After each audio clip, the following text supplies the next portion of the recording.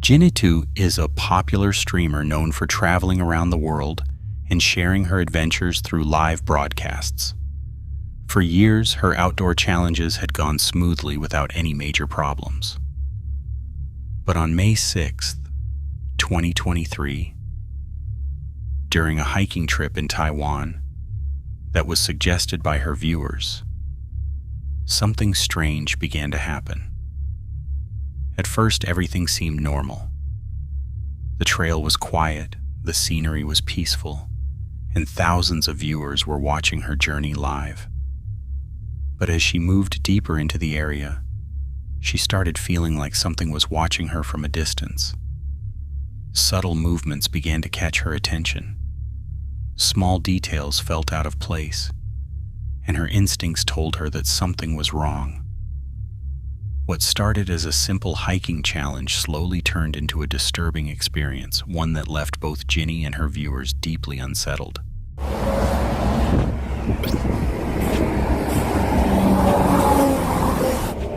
Over here. Well, where? No, this leads somewhere else, dude. Way down inside of me. The guy in dark clothes. Oh, he's there. He's there. Do you see him? But he's like covering his entire clothes with the black mask as well. Yeah, I cannot see his face at all. He's like ninja.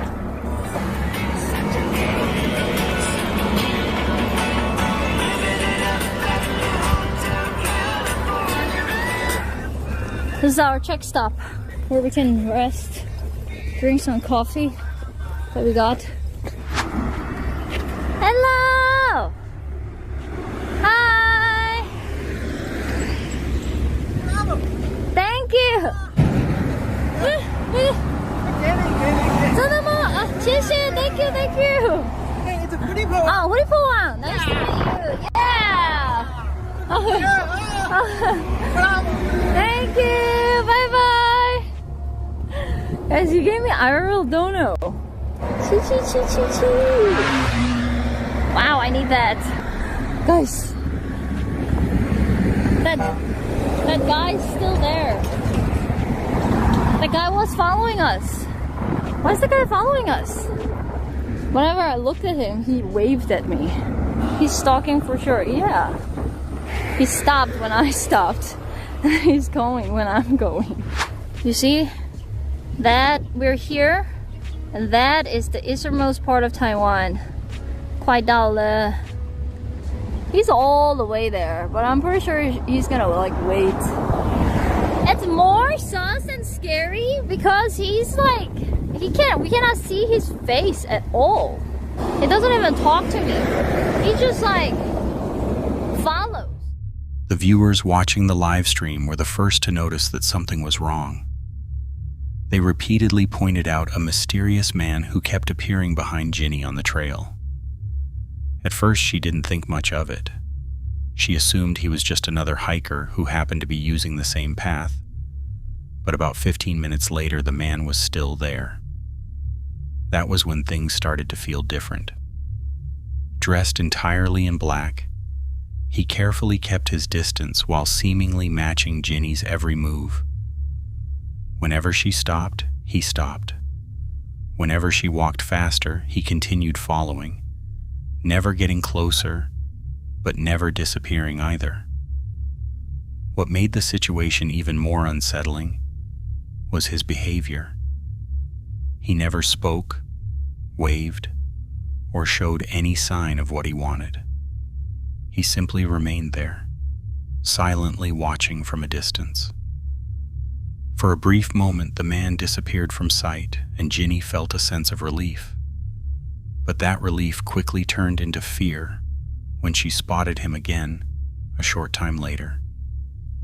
He was still nearby, still watching. And by then it was clear that this was no longer just a coincidence. Look, he's just there.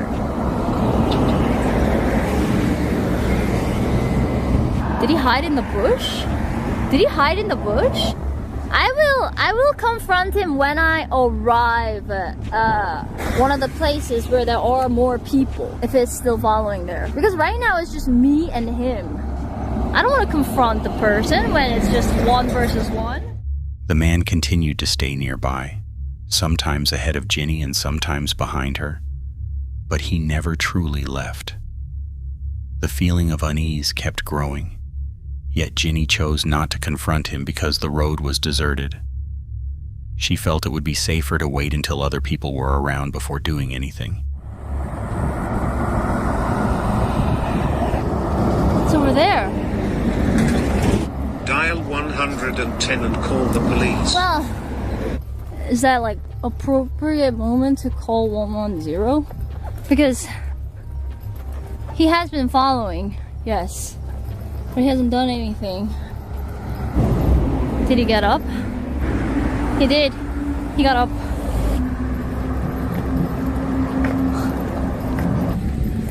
Dude. Why is he coming closer to me? Show him your thumb. He comes near you, he will run away ASAP. He's obviously a sick dude trying to steal the show for attention. Hopefully that is the worst of his motives.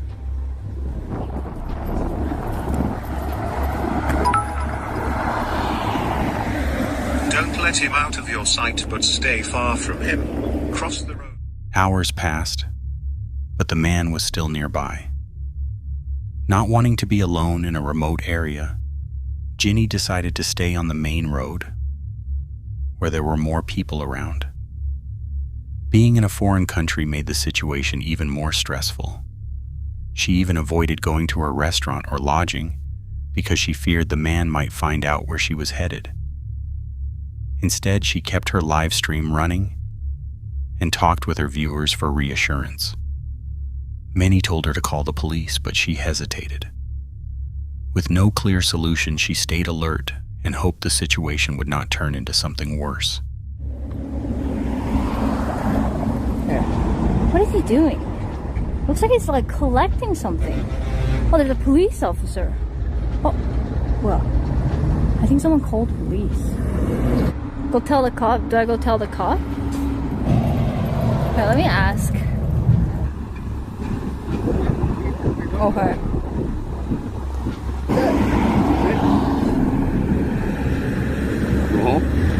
Okay. Thank you. Stop following. Can you tell him stop following me? Yeah. Thank you. Police officer. So I asked police officer to tell him to stop following me. Police officer is asking him to show his face. I guess we can leave, right? Yeah, he'll tell him.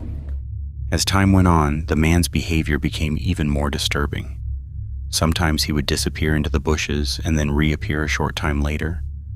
Other times he seemed to do strange things for no clear reason, making his presence feel even more unsettling. For nearly 4 hours, he continued following Ginny in silence. He never spoke, never explained himself, and never truly left. Although he never approached or harmed her, the way he kept shadowing a woman who was alone made the situation feel genuinely dangerous. Eventually, Ginny spotted a police officer nearby. One of her viewers had contacted the authorities. Without waiting to hear any explanation from the man, she immediately left the area and asked the officer to make sure he would not follow her again. Later, Ginny told her viewers that there was information that might help explain the man's disturbing and highly unusual behavior. There was a news. So apparently, police said, he got aggressive when police officers were investigating him. But yeah, he went to hospital. It was on TV news. I think he had like a little bit of mental problem. Yeah. But anyway, yeah, he's gonna get all the help he needs in the hospital.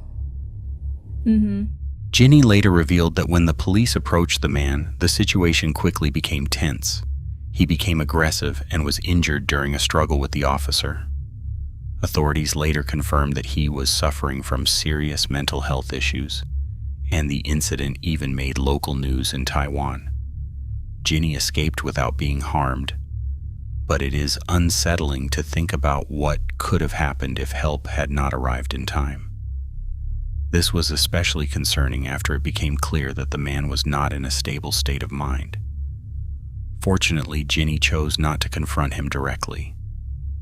She trusted her instincts, stayed in public areas, and kept streaming until help arrived.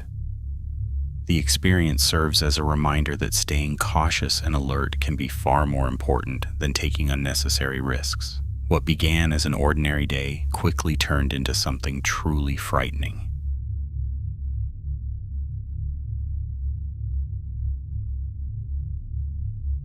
Mo Sargi and his friend Aldo are not the type of campers who play it safe, and they openly admit that themselves. Their channel is built around exploring places most people avoid, including locations where warning signs clearly say not to go. And on this night, they did exactly that. They traveled deep into the Appalachian Mountains and climbed down a nearly vertical slope past barbed wire toward a shack that Mo had previously spotted with his drone. Throughout the descent, Mo kept commenting on how reckless and dangerous the whole situation was. They went there looking for a scare. Instead, they found something that genuinely shook them. Whatever was really out there with them that night, the fear captured on camera appears completely real. The terrain itself was extremely dangerous. They were off the trail on slopes so steep that Mo kept calling out the angle. 80 degrees, even close to 90 degrees at times. They had to hold on to trees to keep from falling. By the time they reached the river below, daylight was almost gone. They knew the climb back would have to be done in the dark, after spending hours deep in a remote area. Without realizing it, they were setting the stage for everything that would happen next. Then came the moment that changed everything. It happened where the camera could not fully capture it. While standing on the rocks near the water, Mo looked back and realized Aldo was gone. He called out his name and started searching. A short time later, he found Aldo lying on the ground, dazed and barely able to explain what had happened. Yo!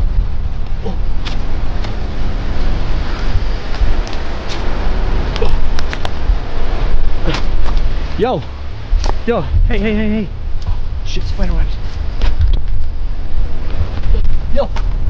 Hey! You okay? Yo! Hey! Aldo! Yo! Hey! Wake up! Guys, I think he's fucking tough. Yo, Aldo, wake up! Yo! Hey! Hello? Yo! Aldo! Aldo, wake up! Hey! Are you okay? What happened? Yo, what happened? What happened? Get up. Did you hit your head? Okay? Take it easy, okay? Just take your time, Did you fall? Did you fall? Do you remember what happened? When Aldo regained consciousness, he looked badly shaken. He was convinced that something had been following them. He said he heard a sound behind him, then turned around, and everything suddenly went black. When he woke up, he believed someone had attacked him. There was even a noticeable lump on his head. Mo admitted that he did not know exactly what had happened. Aldo could have slipped and hit his head, or there could have been someone else out there. The problem was that there was no footage to prove either version. What mattered was the effect it had on them. Aldo was terrified and convinced he had been attacked. From that moment on, both of them moved through the forest, believing that something was hunting them. That belief quickly took over the rest of the night.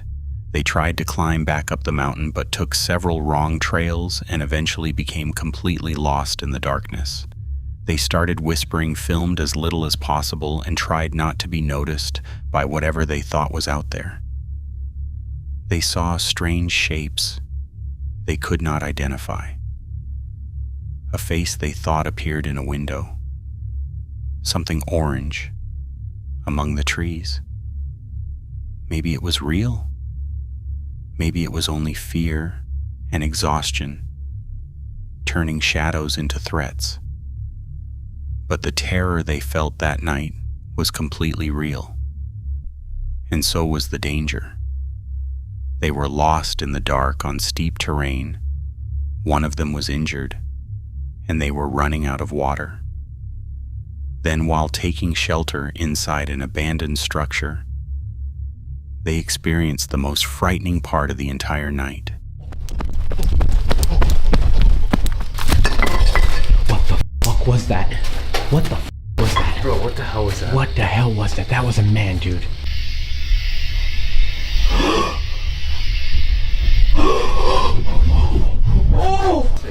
We can stay here and just protect the fort. Soon they became convinced that someone was out there.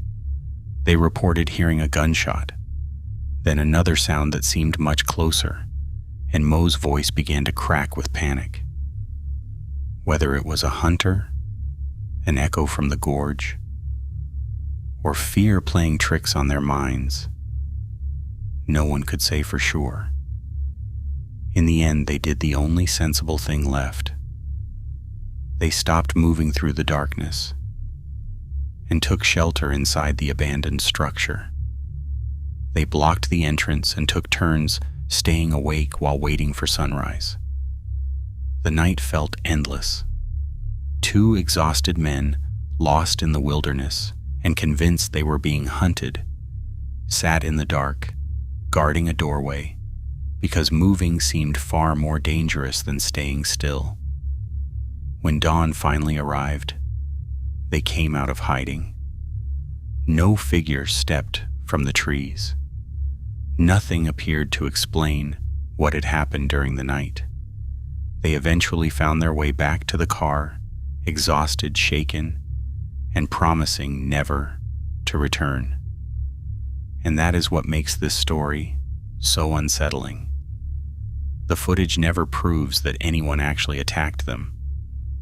The most frightening moments happened off camera. Even Mo admitted that Aldo may have simply fallen and hit his head.